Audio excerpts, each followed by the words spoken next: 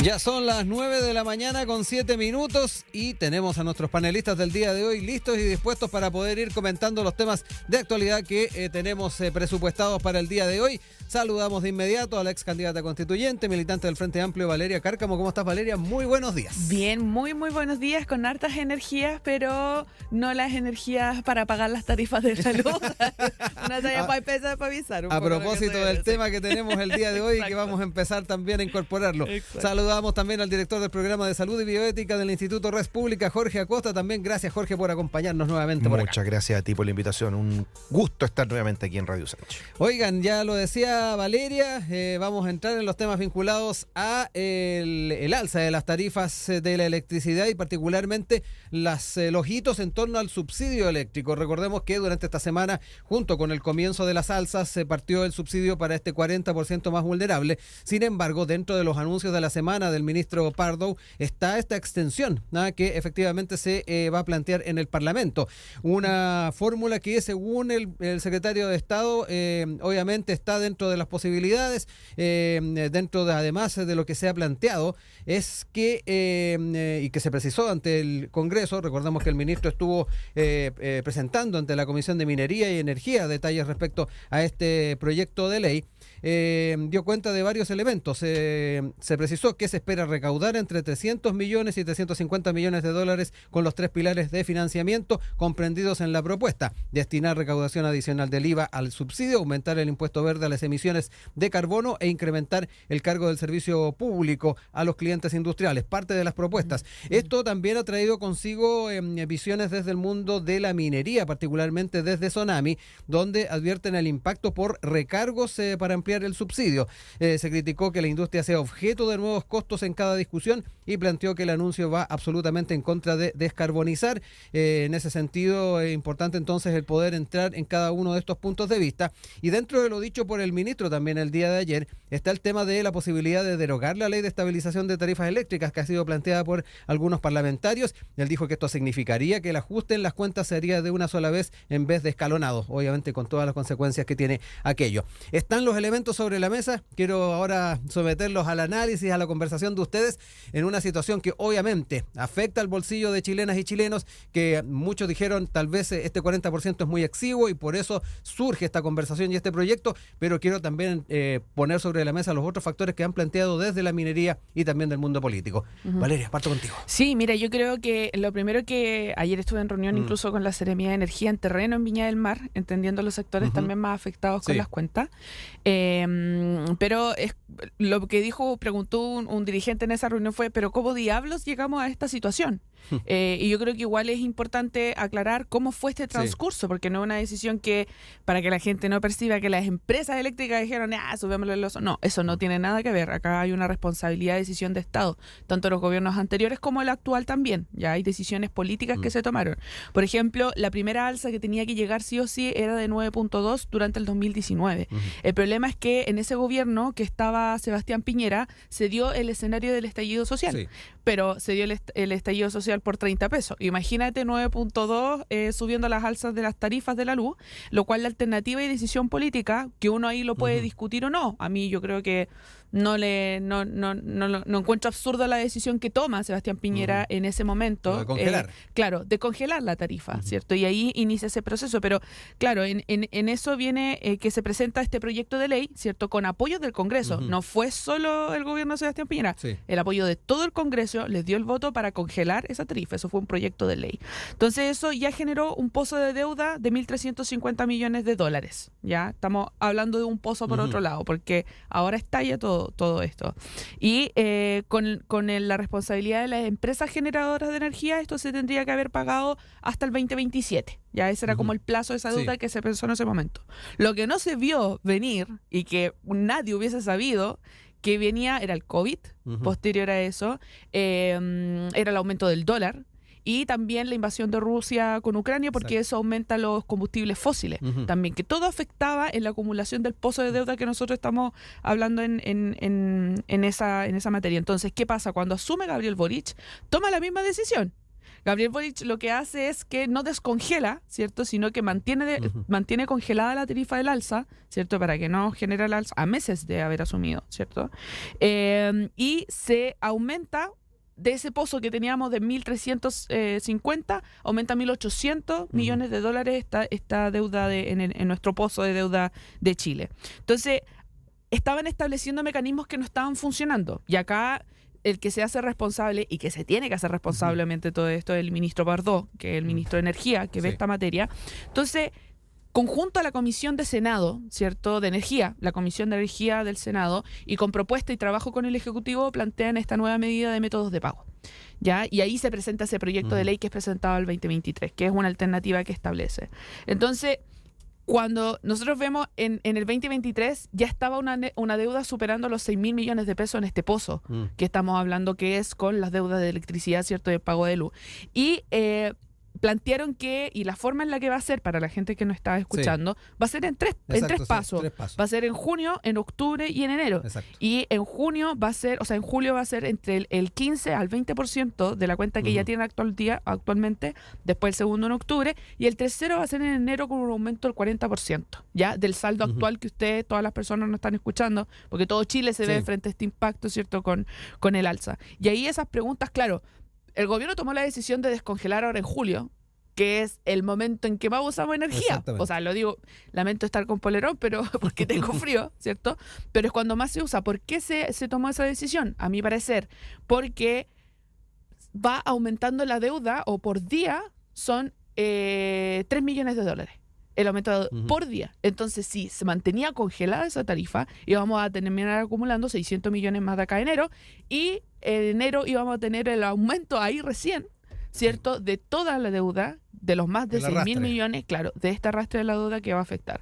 Entonces, bueno, y ahí vamos a ver más adelante cuáles son las alternativas que plantea el gobierno, etcétera, pero que la gente entienda que esto fue tanto como decisiones políticas de gobierno de Sebastián Piñera, como gobierno de Gabriel Boric, el actual, ¿cierto? Y con apoyo del Parlamento. Fueron decisiones de Estado. La única forma que le puedo explicar así como al vecino que preguntó, se entiende evidentemente, pero sigue siendo muy, muy lamentable para todos, porque a todos nos va a llegar la cuenta de la luz.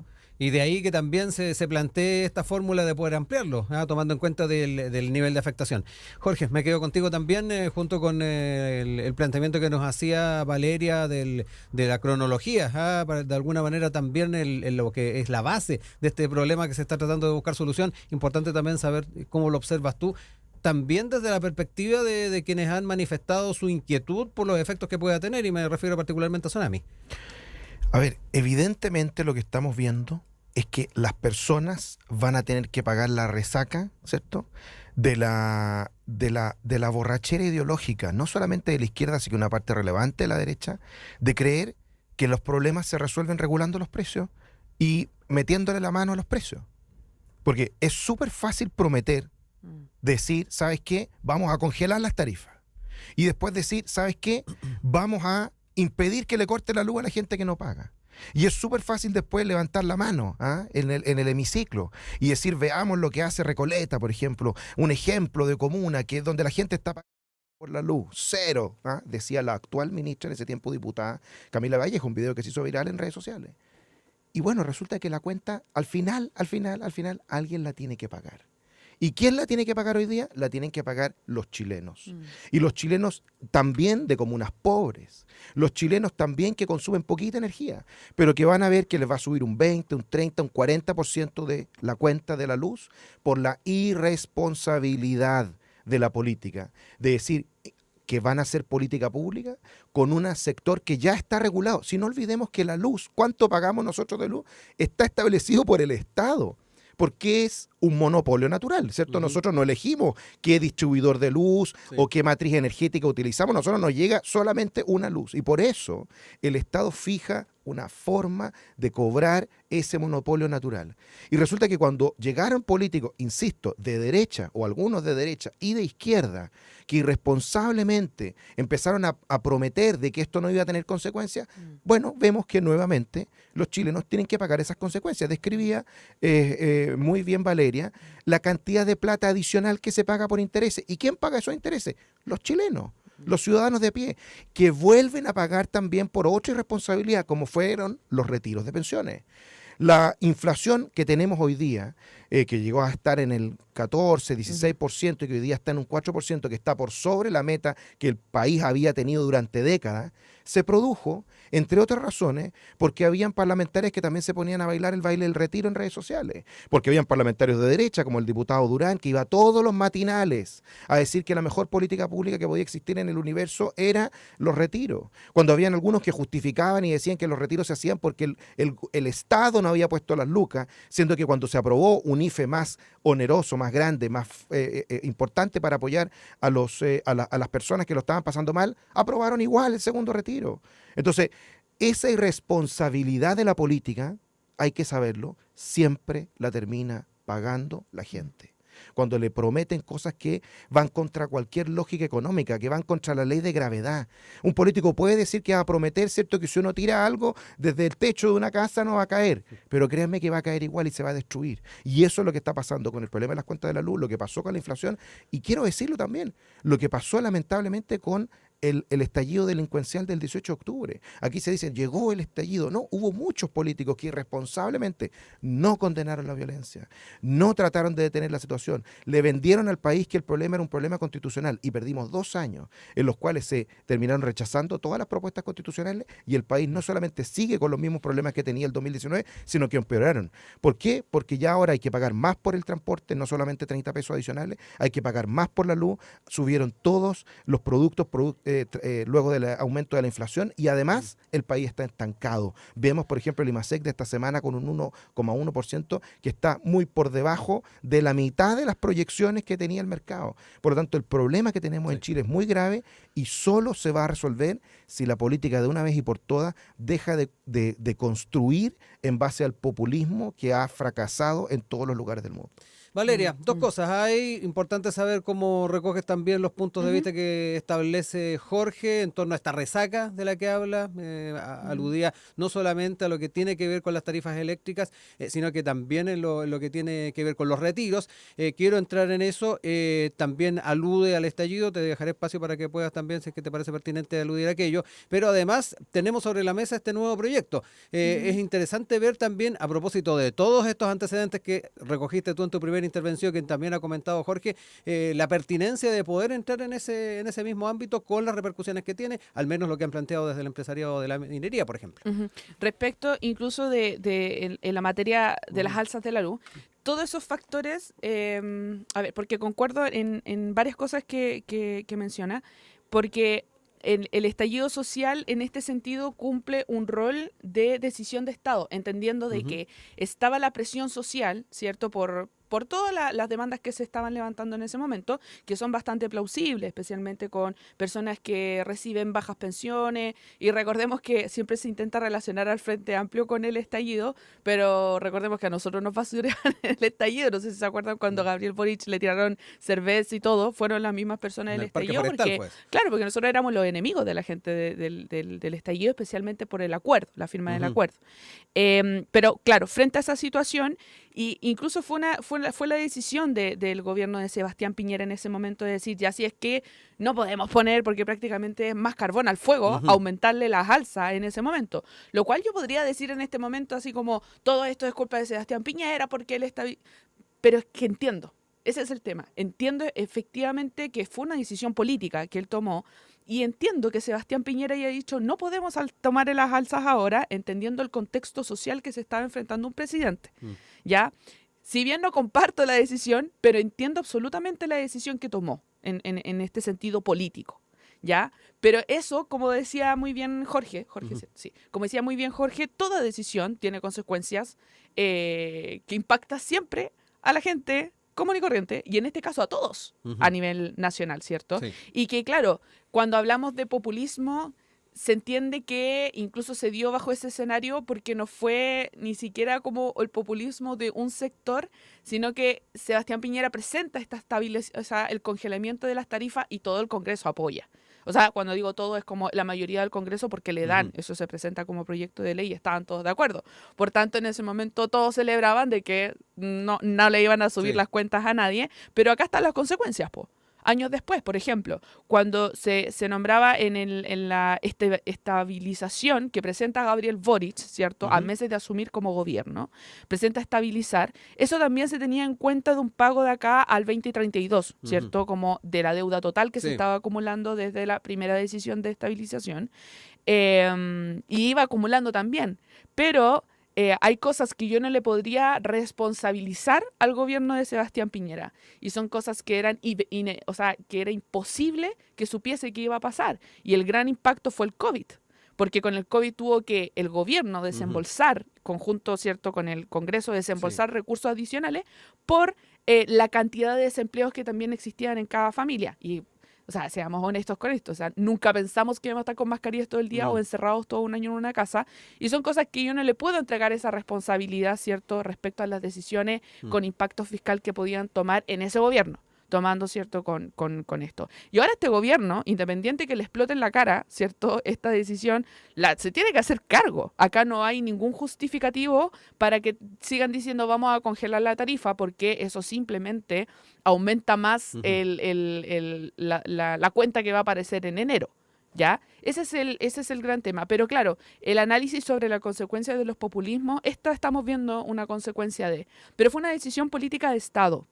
Por eso yo digo, no estoy ni siquiera diciendo que está en lo correcto o lo incorrecto esa decisión que tomó. Pero la entiendo la decisión que estaba tomando. No, y desconozco cuál era la situación, imagínate, que la gente estaba saliendo a la calle de manera masiva por la AFP, inclusive salieron por 30 pesos.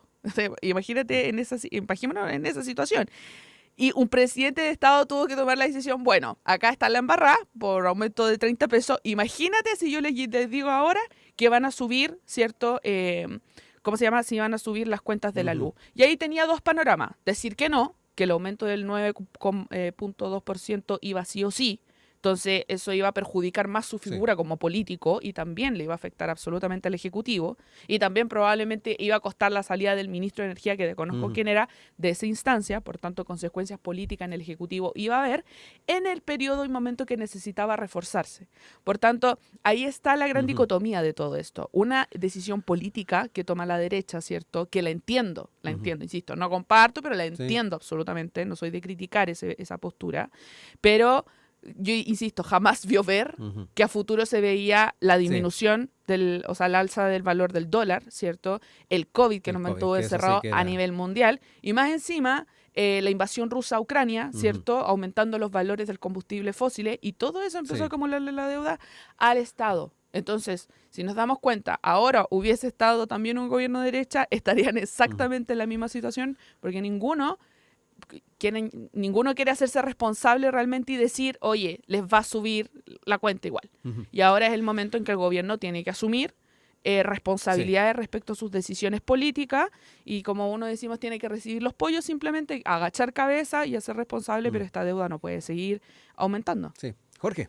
A ver, yo creo que es muy importante de cara a lo que se viene en el futuro, que cuando haya una decisión que sea producto de un acuerdo, que sea un mal acuerdo, se diga con claridad. Hoy día no podemos decir que simplemente porque fue un acuerdo mayoritario en el Congreso fue un acuerdo positivo. Hay acuerdos mayoritarios en el Congreso que han sido muy nefastos para el país.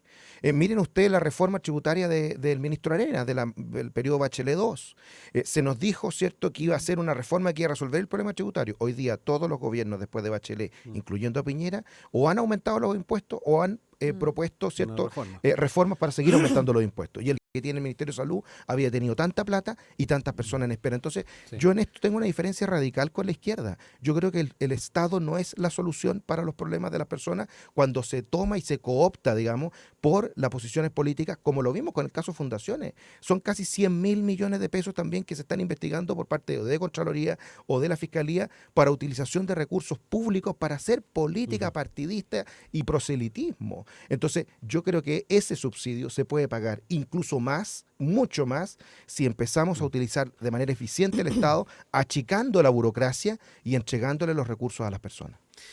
Cerramos ideas con esta última intervención. Sí. No, que decir, y en verdad para comunicar a las personas que ayer igual estuvimos en reunión en Viña, porque, bueno, Chile no es un país estable de meteorología, voy a empezar por esa parte.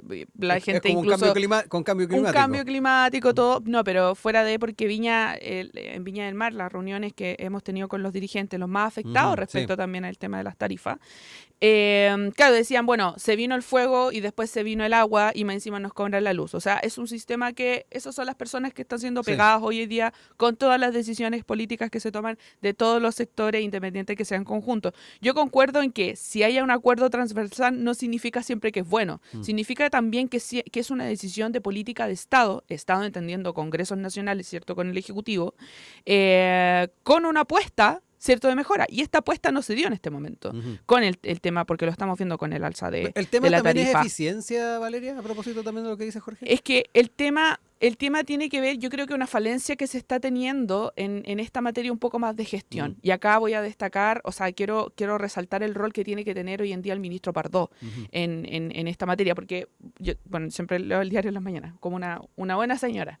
Pero ahora está buscando, ¿cierto?, a través del IVA, cierto, discusión dentro de las comisiones de energía a través del IVA, para que este subsidio del 40% al sector más vulnerable, según el Registro Social de Hogares, se pueda llegar a triplicar, ¿cierto?, en este subsidio. O sea, quieren aumentar el subsidio. Eso quiere decir que el Estado se haga responsable solo de los sectores más vulnerables del país, ¿cierto?, que no pueden pagar en esa materia. Pero hay falta mano de gestión, porque lo que hemos visto, a mi parecer, desde la prensa, es que en un momento era como Marcel versus Pardo, porque Pardo le decía no, porque hay que soltar la plata, como diciendo así, la plata que necesitamos para el subsidio, y el Marcel decía no, pues si no hay plata para estas cosas, porque no estaba presupuestado manejar esta cantidad de deuda. Claro, y ahí vemos una descoordinación desde el mismo Ejecutivo. El tema es que se están buscando las alternativas de que sea lo menos pesado posible, pero la deuda, como decía ayer en la reunión, la Seremía de Energía, la deuda se tiene que pagar igual. Pero el mecanismo de ayuda, o sea, que tiene que entregar este subsidio, que tiene que entregar el Estado a lo más vulnerable, es la forma también de actuar y una responsabilidad en el gobierno en el que esté. Siempre han existido los subsidios, con Michelle, con Sebastián, con Gabriel. Entonces, bajo esa materia creo que es importante comunicar a la gente, y especialmente en los sectores vulnerados con los incendios, con las lluvias, no solamente en mi región, sino también en otras regiones, hacer una actualización del registro social de hogares, porque las situaciones que están viviendo esas familias, que en un momento tenían casa, tenían un hogar, un lugar donde vivir, no tienen nada. Entonces, cuando hagan las postulaciones, ¿cierto?, les van a ver prácticamente con la ficha anterior del registro social de hogares. Y también eso nos va a permitir ver la población más vulnerable en nuestro sector, donde se necesita canalizar realmente la ayuda en esa materia. Y solamente agregar algo muy pequeño, ayer una vecina por la ficha FIBE me dijo, no, es que, pues decía, ¿y por qué hay que postular y todas estas cosas? Esto debería ya venir, no debería pasar esto. Claro. Y ella misma había dicho que habían fichas FIBE falsas, que gente que... Y pasa. Hay antecedentes de que personas presentaron mal fichas FIBE con mala intención, que no eran damnificados en el sector. Entonces yo le decía, bueno, por eso hay que postular, pues porque al final pueden haber otras personas que postulen y que otras personas más vulnerables necesitan realmente ese subsidio. Así que invito a actualizar su registro social de hogares y postular el subsidio de gobierno. Claro, es algo que también nos comentaba el Seremi de Energía de la región metropolitana, Iván Morán, también a propósito del tema de actualizar la ficha antes de que también termine el plazo para poder postular a estos subsidios. Exactamente. Jorge, te dejo ahí tiempo para cerrar ideas. Bueno, yo solamente agregaría que es bastante triste que frente a cada situación que tenemos de dificultad, siempre se piense en que la alternativa es seguir aumentando los impuestos. Pensar en el IVA, pensar en un impuesto adicional, yo creo que llegó el momento de hacer un cambio radical en ese sentido y pensar en cómo podemos achicar el Estado en aquellas situaciones en las que evidentemente la plata se está gastando mal, que está mal pelado el chancho al interior del Estado. Porque es indignante cuando uno ve la cantidad de plata que le llega al Estado, la cantidad de plata que nosotros pagamos todos los días en impuestos. Yo le pido, por favor, cuando usted vaya a comprar cualquier cosa, al supermercado, al almacén de la esquina, cuando vaya a echar benzina, vea, por favor, cuánto le están cobrando de IVA. ¿Cuánto verdaderamente le echan de benzina versus los impuestos que tiene que gastar? ¿Cuánto le cobran, por ejemplo, tanta gente que vive en regiones y de repente se tiene que mover a Santiago cuando compra la zona extrema? La zona extrema. O sea, por favor, vean la cantidad de plata que nosotros estamos disponiendo. No solamente los ricos, sino que los ciudadanos de a pie, las personas normales, pagamos por lo menos el 20% de lo que gastamos de impuestos de IVA, y a eso hay que sumar muchos impuestos más. O sea, la cantidad de recursos que tiene el Estado es enorme. En más de 200 años de historia de Chile nunca habíamos tenido un Estado con tantos funcionarios, con tantos recursos, con tantas agencias y con tantas necesidades al mismo tiempo. Vean ustedes, por ejemplo, lo que está pasando, por ejemplo, el tema en FONASA, ¿cierto? Cómo ha aumentado la cantidad de personas que se han ido a FONASA y ven que cada vez el servicio es peor, que tienen que esperar cada vez más. Y en el caso de energía es exactamente lo mismo. Yo me acuerdo cuando... Bueno, perdón, y para cerrar ese tema, lo que yo diría, por lo tanto, es pensemos otras alternativas que impliquen que el Estado deje de gastar en cosas que no están siendo bien evaluadas. ¿Cuántos programas mal evaluados siguen funcionando per secula seculorum a pesar de que son mal evaluados? Y lo otro que diría, acuérdense ustedes que la presidenta Bachelet y su ministro estrella de Energía, el ministro, ya me voy a acordar el nombre, que ahora está en Codelco, nos prometía, ¿cierto? Si su famoso casi fue candidato presidencial, diciendo que iban a bajar los precios de las energías por el aumento y los incentivos para la energía renovable y todo. Bueno, ¿y en qué quedó ese tema?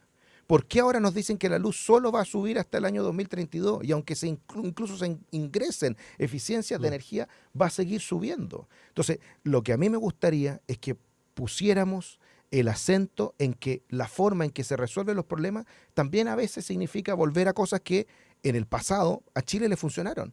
¿Por qué en los tan vilipendiados primeros 30 años Chile crecía el 7% y duplicaba en 7 años, por ejemplo, los ingresos? Y duplicaba la cantidad de ayudas que le podía entregar a las personas que más lo necesitaban, porque la torta se agrandaba. Hay algunos que en política creen que la torta siempre es la misma y que por lo tanto mientras más le quito con impuestos a la sociedad, es la única forma que tengo de incrementar el Estado. No, yo puedo hacer que la torta crezca con el crecimiento económico y con eso poder entregarle más recursos a quienes más lo necesitan. Y ojalá se hable de mayor crecimiento para poder ayudarle a las personas que lo necesitan, y ojalá se hable de disminuir el Estado elefantiásico que hoy día solamente termina sirviendo a quienes están dentro del Estado y no a quienes más lo necesitan. ¿Elefantiásico? Elefantiásico. ¿Eso qué significa? Significa que está aumentado de tamaño. Ah, ya. Eso significa elefantiásico. Qué bueno, elefantiásico. Y cuando son las 9:41, seguimos en nuestro panel del día de hoy con Jorge Acosta, director del programa de salud y bioética del Instituto Res Pública, y Valeria Cárcamo, ex candidata a constituyente, militante del Frente Amplio, y nos quedamos en temas estrictamente políticos. Esto a propósito de una noticia que se conoció en las últimas horas y que tiene que ver con esta candidatura que se anuncia por parte del Partido Republicano en Maipú, y que, dicho sea de paso, también amenaza lo que es efectivamente la apuesta dentro de lo que es la oposición. Particularmente se trata del general en retiro de Carabineros Enrique Baseletti, hombre clave de la institución en el marco del estallido social. Ha sido de ahí ampliamente comentado en prensa cuál fue el rol que tuvo. Era director nacional de apoyo de operaciones policiales durante el estallido del año 2019. Estuvo a cargo de la zona metropolitana este, conocido como el Anillo Plaza Italia, desde la comuna de Providencia. En su momento el exoficial defendió el actuar de la policía uniformada durante esa época y pasó a retiro en 2021 tras la modificación del alto mando. Fue cuestionado en algún momento también a propósito de esa gestión, y una vez que pasó a retiro, este ex uniformado se convirtió en colaborador cercano de José Antonio Kast. Hoy es la alternativa que se está presentando por parte de ese partido en Maipú y que se suma a otras comunas. Ovalle ha estado dentro de donde se ha tratado de presentar por parte de republicanos, Recoleta, Coyhaique, y esto ha generado en Chile Vamos también cierta inquietud porque de alguna manera se está poniendo contrapeso a algunos de los nombres que se han planteado por parte de esa colectividad. Republicanos además se está llamando a Chile Vamos a rectificar la nómina de comunas donde competirá y acusan omisiones de papel. Estamos atentos a cómo se va dando esa coordinación, pero importante también saber cómo lo están observando por dos factores: los nombres que están surgiendo, pero también las dificultades para poder llegar a acuerdos. Jorge, parto contigo ahora. Bueno, yo creo que noticia del día de ayer que dio a conocer Republicano fue un golpe a la cátedra. Yo creo que fue bien interesante porque, por un lado, tú tienes al alcalde Tomás Bodanovich, que incluso sonó como candidato presidencial, o está sonando como candidato presidencial del oficialismo, que fue en las puertas de la Moneda cuando se hizo famoso, exigiendo que fueran militares a resguardar la seguridad de los vecinos de Maipú. Y vemos que frente a esa solicitud, ¿cierto?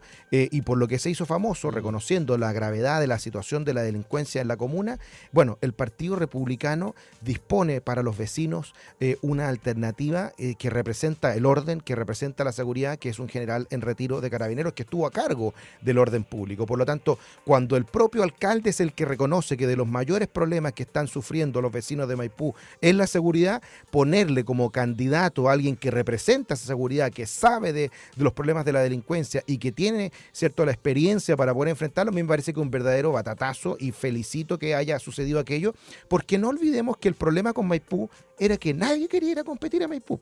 No estaba claro el candidato hasta el día de hoy y muchos no estaban entusiasmados de ir de candidato porque todo el mundo decía, oye, ojo, que Bodanovich va a sacar un 70%, que está en una comuna súper populosa, que es la que tiene la segunda comuna más poblada del país, que puede sacar una súper votación de 70% y que eso lo va a catapultar como posible candidato presidencial. Ese era como el relato que se mantenía, digamos, en las conversaciones políticas. Bueno, si tú pones un candidato que es verdad, quizás no es tan conocido, pero que representa algo que es lo que están pidiendo los vecinos de Maipú hoy día y que puede conectar con esa necesidad, puede generar, ¿cierto?, que algo que se veía hasta hace poco como una reelección segura del alcalde Bodanovich se ponga en cuestión y que sería, como lo digo, un verdadero golpe a la cátedra que fuera por parte de republicanos, por parte de un ex carabinero, que se recupere una comuna para la oposición, que además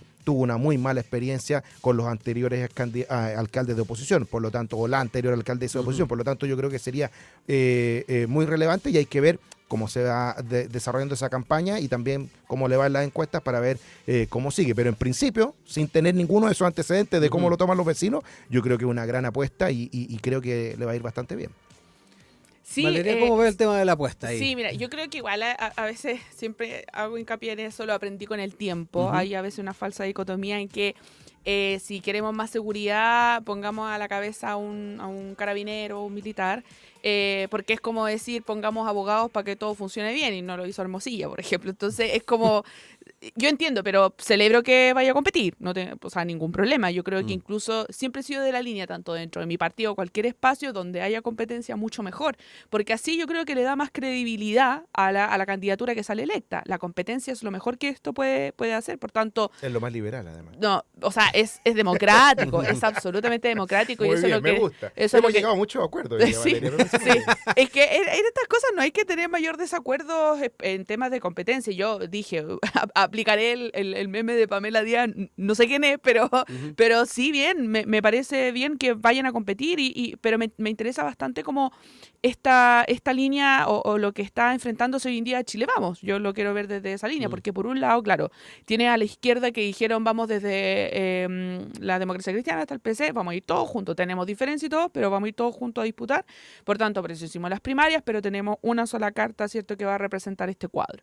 Pero el problema estaba al otro lado, pues está el problema con Chile Vamos y Republicanos. Entonces, y yo creo que Republicanos tienen mucho que decir sobre la mesa, y más encima con las últimas elecciones, independiente que el proceso constitucional anterior, donde la mayoría tenía republicanos, no se aprobó, no significa que no tengan votación sobre la mesa, que es eso lo que asusta a Chile Vamos, porque salió muy minorizado Chile Vamos frente a la elección anterior, y en su mayoría fueron republicanos. Entonces, creo que yo si fuera cizañera, en ese sentido diría republicano, oigan, vayan solo, porque nos conviene obviamente como izquierda, pero le está complicando mucho llegar a acuerdos en conjunto, inclusive dentro del Chile Vamos. Solamente un ejemplo. Es toda una pelea incluso hasta el momento. Chile Vamos en la región de Valparaíso con la gobernación, ¿cierto?, con Pepa Hoffman, sí. Porque yo digo ahí, uno tiene que anotar esas cosas para decir cómo pasar la máquina a tus sectores políticos, pues lo hizo de oro, o sea, no, porque Renovación Nacional tiene el poder allá en la región, o sea, tienen 3 parlamentarios, 2 senadores, y la UDI no tiene nada. ningún parlamentario y ningún senador. Y aún así, su candidata a gobernadora es la UDI. Y RN estaba peleando. Lo lamentable que pasó después de eso, que todas las candidaturas de Renovación Nacional dijeron, la Pepa Hoffmann no es nuestra candidata y queremos libertad de acción. Y eso debilita también, o sea, nosotros también lo vivimos y también cometimos, a mi parecer, ese error cuando eran las candidaturas entre la elección que fue a Beatriz Sánchez, Sebastián Piñera, Guillé. Giorgio Jackson salió diciendo que había libertad de acción, lo cual era un error. El día antes, Bea Sánchez dijo, no, hay que votar por el candidato que es de izquierda, y terminó ganando Sebastián Piñera. Entonces, esa es una lógica que tiene que también entender Chile Vamos. El mejor escenario y competitividad que puede presentar la derecha es ir unificada, absolutamente unificada, y decir, ya, acá en Maipú, porque Maipú Chile Vamos quiere llevar, ya anunció que iba Rodrigo Delgado, que es una carta que quieren llevar para allá, pero se le presenta la otra candidatura republicana, que también es fuerte. Si no es solamente por el personaje, sino que es la capacidad de mover el voto para que la gente vote por el proyecto. Y el desgaste que para cada candidato, además. Y eso es, claro, y eso es esa es la gran diferencia en la política electoral, cuando la gente va a votar por un proyecto político, ¿cierto? Porque cuando salió Tomás, él no era conocido tampoco, porque votaron por un proyecto, ¿cierto? Y pasa lo mismo ahora con el republicano, porque la gente vota por republicano, no vota por el candidato republicano. No así con Chile Vamos, ponen a figuras, Pepa Hoffmann, Desbordes, Sichel, ¿cierto? Delgado para Maipú, pero ¿cuál es el proyecto que ofrece? ¿Es el mismo que republicanos o es diferente? Entonces, las negociaciones ahí, primero ya están tensas dentro de Chile Vamos, poniendo candidaturas, pero eso la máquina fue magistral de la Pepa Hoffmann. Yo, la verdad, la aplaudo a la Pepa Hoffmann, fue la mejor máquina que he visto en mi vida en la política, y uno aprende de esas cosas, digo, pero claro, yo creo que Republicano está poniendo el grito sobre la mesa, me parece bien, está replicando incluso una lógica que hizo el Frente Amplio en un principio, de decir a la exconcertación, nosotros vamos solos. Y esa era la lógica. Y también están replicando eso, que puede ser muy exitoso para republicanos. ¿Qué pasara si dijeran, vamos a ir a las alcaldías solo? Tienen posibilidades de ganar alcaldías también. ¿Cachai? Y que pueden no ser 30 o 40 históricamente que han tenido los partidos tradicionales, pero pueden quitar comunas fuertes. Y son sumas, en definitiva son sumas. Definitivamente, los objetivos ahora son Ñuñoa, Santiago, Maipú, que son las comunas, Puente Alto, que son las comunas más grandes a nivel nacional, ¿cierto? Teniendo la metropolitana, y si gana una de ellas, entra a la competencia. Yo no sé aún, parece que el senador Edwards ya no es de republicano. Correcto. No, claro, ya, pero bueno, cuando salió electo, también fue con el proyecto republicano, un senador de la metropolitana, los más votados a nivel nacional. Entonces, claro que Chile Vamos tiene miedo. Sí. Jorge, entremos también en el tema de las definiciones, que me da la impresión de que es clave a propósito de lo que señala Valeria y también de lo que han estado planteando en Chile Vamos. Están medios complejos con el tema de lo que han planteado, nominaciones al goteo, por eso están también urgiendo un acuerdo municipal. ¿Cuánto también se puede ir perdiendo con estas disputas que se están al menos viendo en la prensa? Mira, varias cosas. Lo primero es que según el propio documento que fue dado a conocer el día viernes en la noche por Chile Vamos, Maipú aparece con encuesta, no aparece con Delgado, por lo tanto, no era una comuna, y entiendo que Delgado haya dicho que ya no estaba disponible, que alguna vez sonó en Santiago. En Santiago sonó también algún pero momento. la verdad es que entiendo que le había dicho que no estaba disponible, que no era de candidato, por lo tanto, no había un candidato de Chile Vamos en Maipú. Segundo, con respecto al tema de las elecciones, no hay que olvidar que estamos frente a 4 elecciones ahora en octubre, 4 elecciones, 2 de las cuales son uninominales. Y de esas hay una con segunda vuelta. Exacto. Y otra que no. Y la que es uninominal sin segunda vuelta es la de alcalde. Por eso de alguna manera es como la madre de todas las batallas. Claro. Porque ahí, si no se ponen de acuerdo las fuerzas políticas, le van a entregar en bandeja la elección a la contraparte, por decirlo de alguna manera. El mejor ejemplo de eso es Recoleta. En Recoleta iba una alcaldesa, la alcaldesa Sol Letelier, que quería ir a la reelección, un exalcalde, el exalcalde Cornejo, que quería recuperar la comuna, una iba apoyada por la UDI, el otro era ex-UDI, ¿y qué es lo que pasó? Sacaron 30% cada uno, Jadwe sacó 31% y le ganó a los dos. Sí. Y nos sacamos a Jadwe en 12 años. lo terminó sacando a la justicia en prisión preventiva. O sea, no hay ninguna posibilidad de recuperar de nuevo una comuna si es que se comete un error como ese y al mismo tiempo hay una persona hábil políticamente que es capaz de mantenerla. Miren ustedes incluso lo que ha pasado también en otros ejemplos donde se repite exactamente lo mismo. Cuando se dividen las fuerzas políticas que son mayoritarias, ya no necesitan el 50% más uno el que está al frente, sino que necesita un 31 y les gana. ¿Te fijas? Entonces, evidentemente, en la mayor parte de las comunas de Chile eso no puede pasar. Y Maipú es un caso de ello. Valparaíso es otro caso. Viña del Mar es otro caso. Y muy probablemente lo que va a suceder es que los partidos se van a tener que poner de acuerdo al final. Yo creo que muy lamentablemente va a ser muy cerca, ya es muy cerca de la fecha límite, que es el 27 de julio, y le va a quedar muy poco tiempo a los candidatos. Y la para señal que desplegarse. se da a la opinión pública tampoco es la óptima. Y el segundo problema, tú tienes toda la razón, es esta disputa permanente. ¿Sí? Esto lo venimos discutiendo del verano. Acuérdense ustedes la crisis que fue, por ejemplo, cuando irrumpió Marcela Cubillo en Las Condes. Claro. ¿Ah? Y cuántas semanas conversábamos de si se bajaba o no se bajaba la alcaldesa, y que si era o no era la pelea con Peñalosa, si era o no era la candidata de Chile Vamos, si era o no era la candidata de la candidata presidencial, después si iba a tener un apoyo republicano, Marcela Cubillo, o sea, y hemos vivido, lamentablemente, esto en política es lo peor que puede pasar, el goteo. ¿Ah? De todas las semanas hablar de una comuna, todas las semanas hablar de una disputa, y hace ver, de alguna manera, una oposición dividida, en lucha fratricida, y en río revuelto ganancia pescadores. ¿Y quién termina ganando? El gobierno, termina ganando el oficialismo, termina ganando el presidente, que sin hacer una gestión extraordinaria pasó del 24% de la academia a casi el 36%. O sea, subió 12 puntos en un mes y medio, gracias a que a la ineptitud de la oposición de ponerse de acuerdo a tiempo y resolver de manera unida, entre otras cosas porque están medio dormidos los laureles, porque como creen que van a ganar sí o sí, entonces están dispuestos a dar luchas intestinas que demuestran, ¿cierto?, una división que en el fondo no es tal. Sí, yo podría decir que el 90% o más de lo que piensan los republicanos, de lo que piensa Chile Vamos, no sé cuánto de lo que piensan demócratas, pero por lo menos lo más importante, están de acuerdo. Sí, la división, el eje divisorio que había en Chile del sí y el no, ¿ah?, del Pinochet y Allende, se cayó.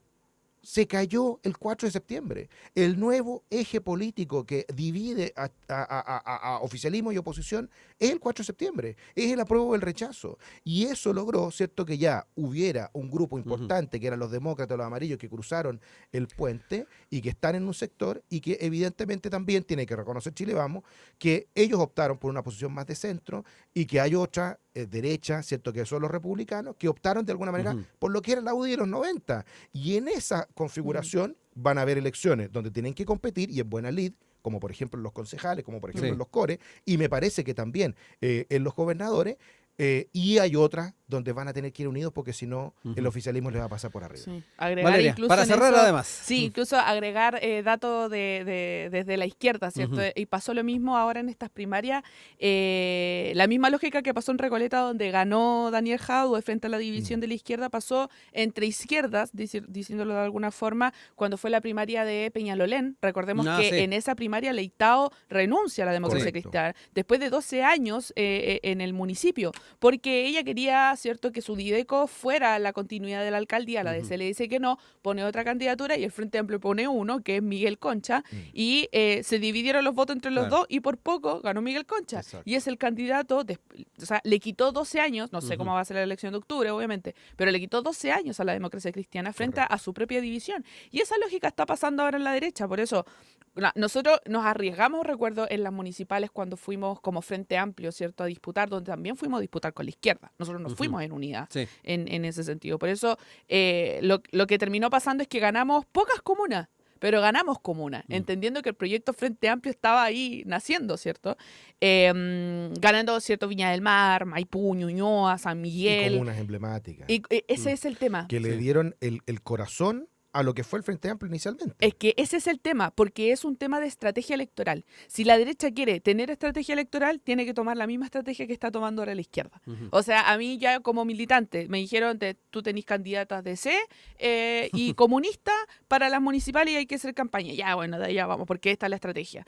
Pero esa es la estrategia, porque al final lo que se busca, que todo es un análisis electoral, ¿cierto? De lo que se busca, porque ahora en octubre son las municipales. Pero estas ganadas te dan la fuerza para ir a disputar las parlamentarias y para gobierno. Si las comunas más grandes, por ejemplo, cuando gana Sebastián Piñera en la segunda, las comunas más grandes estaban lideradas por la derecha, ¿cierto? En Alessandri, en Santiago, Estación Central, ¿cierto? Con Delgado, que Puente eran las comunas Alto. más grandes. Puente Alto, que lo ha tenido siempre la derecha en ese sector. Y eso le daba absolutamente más potencia para la campaña a gobierno. Pero mira el escenario que se dio con Gabriel Boric, porque Gabriel Boric postula también teniendo ciudades emblemáticas, Santiago Centro con el Partido Comunista, Viña del Mar, Maipú, que son comunas grandes, ¿cierto? Y que le dio la posibilidad de competencia. Porque recordemos siempre que la primera vuelta la ganó José Antonio Cast. Sí. Pero la posibilidad de competencia y para ganar la presidencia fue teniendo las comunas más grandes. Por eso nosotros no nos perdemos, lo digo nosotros como izquierda, y el gran problema es que, yo lo voy a decir acá, esto da para más programas, por supuesto, y este es netamente problema de egos dentro de las negociaciones. Eso siempre hay. Ese es el gran problema. La izquierda dijimos, ya, dejémonos de hinchar, como acá nosotros frente a ya, cabros, dejémonos de hinchar porque esto, pongámonos de acuerdo. Nosotros dos hemos sido candidatos. Todos los candidatos creen que ganan. Pues, exacto. Si no irían de candidato. Siempre creemos uno que gana. Sí. Pero, y a veces hemos ganado y a veces hemos perdido. Pero incluso en esa materia, lo que pasa con la derecha es que tienen que entender también cuál es el escenario electoral. Si quieren competir, porque si a mí me llevan 2 o 3 candidatos para una comuna, es porque no quieren competir. Sí, yo creo que la realidad se va a terminar imponiendo. Esperemos para que se perdió mucho tiempo y hubo mucho herido. para que la competencia sea buena también. Sí. Ya son las 9:59, no me queda más que agradecerles a Valeria Cárcamo, a Jorge Acosta que nos acompañaron en esta jornada. Gracias a ti. Espero verlos de nuevo por acá para seguir comentando la actualidad. Por supuesto, gracias. Un abrazo, que estén muy bien.